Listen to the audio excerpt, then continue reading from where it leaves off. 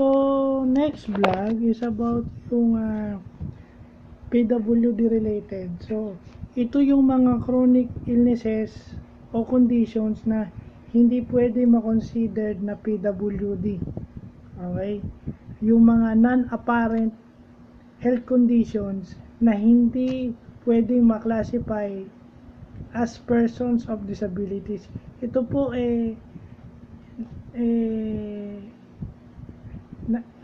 nalaman ko sa isang PWD president sa Barangay Bayanon at maswerte po na pinadalhan ako ng picture.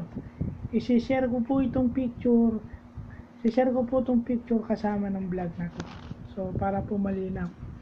So, yung pong mga chronic illness na to is yung endometriosis, psoriasis, diabetes, asthma, scoliosis, lupus, heart problem, HIV, stroke, and kidney failure.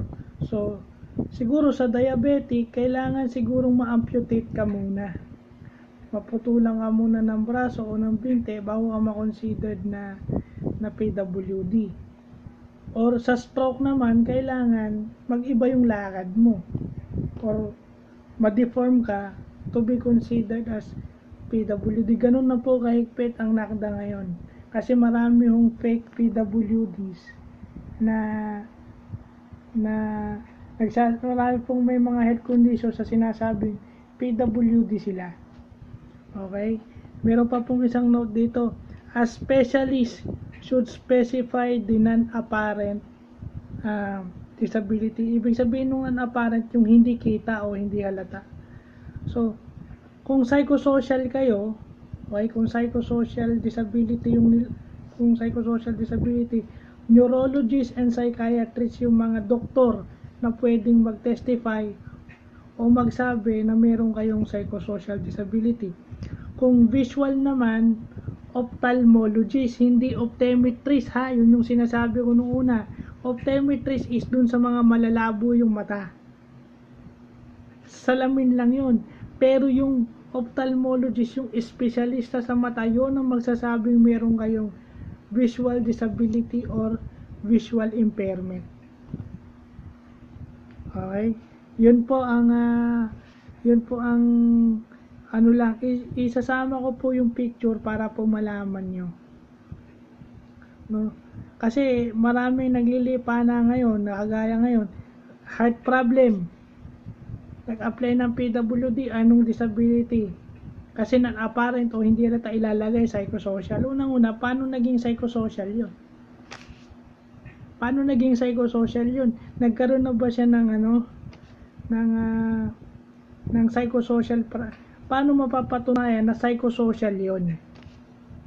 Kailangan dalhin nyo muna sa neurologist or sa psychiatrist yung taong may sakit sa puso para mapatunayan na meron siyang psychosocial problem. Hindi po yung cardiologist ang magsasabi na dapat PWD na yung kamag-anak nyo o yung kasama nyo. Hindi ho cardiologist ang magsasabi nun. Psychiatrist po or neurologist ang makakapagsabi na meron na silang psychosocial problem. You know, malinaw ha. Hindi ho porket sige may cardiologist kayo, sasabihin nyo baka sabihin sa inyo ng cardiologist nyo, ay hindi ho ako pwede magsabi niyan, doon lang ako sa sakit sa puso.